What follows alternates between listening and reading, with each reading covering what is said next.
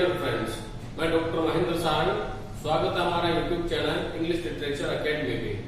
Dear student, आज हम इस वीडियो में कैथरीन मैन्सफील्ड के द्वारा लिखी गई जो स्टोरी है ए कप ऑफ टी, आज हम उसके बारे में चर्चा करेंगे।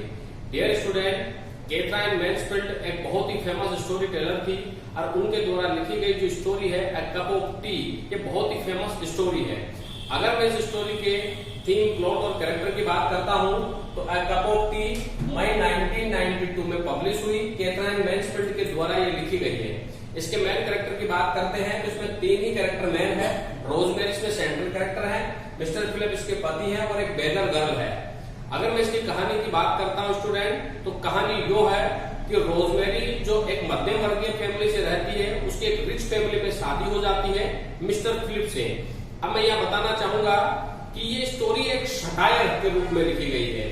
ये स्टोरी उन लोगों के ऊपर सटायर है जो दिखावा पसंद होते हैं, जो अपने शानो शौकत का दिखावा करते हैं। अब जैसा कि मैंने बताया, रोजमेरी एक मध्यम वर्ग से थी, उसकी शादी एक रिच व्यक्ति से होती है मिस्टर फिलिप से।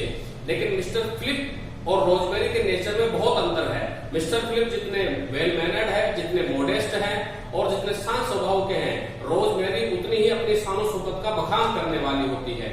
यहाँ पर रोजमेरी की अगर मैं बात करता हूँ तो रोजमेरी महंगे से महंगे बाजारों में, पेरिस और लंदन के बाजारों से शॉपिंग करती है और महंगी से महंगी शॉपिंग करती है। महंगी चीजें खरीदने का इसके शौक रहता है। बाजारों में जब ये जाती है तो दुकानदार इसे कम कीमत की चीज भी इसे भारी कीमत में इसे बेचते हैं और रोजमेरी अपने आप की शान शौकत दिखा करके वह बहुत ही खुश होती है। घटना यूं घटती है कि एक बार जब ये शॉपिंग करते हुए आ रही थी तो उसे वहीं पर ही एक बेगर गर्ल मिलती है जिससे 2 रुपए का सिक्का मांगती है एक चाय के कप के लिए।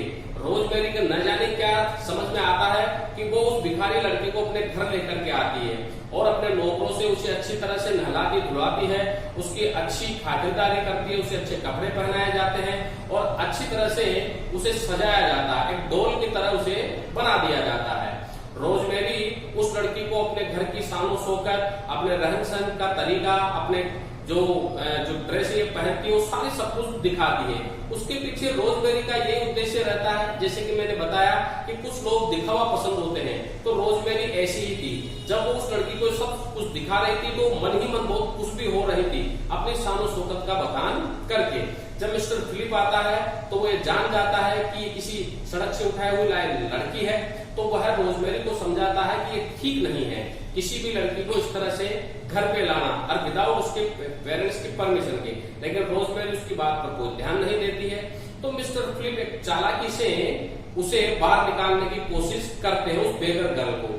वो कैसे कि मिस्टर फिलिप ये जानते हैं कि एक औरत दूसरी औरत की खूबसूरती का बखान पसंद नहीं करती है, तो वह रोजमेरी के सामने उस बेगर गर्ल की प्रशंसा करने लगे, उसकी खूबसूरती की प्रशंसा करने लगे और जानबूझ करके उसके निकट आने लगे।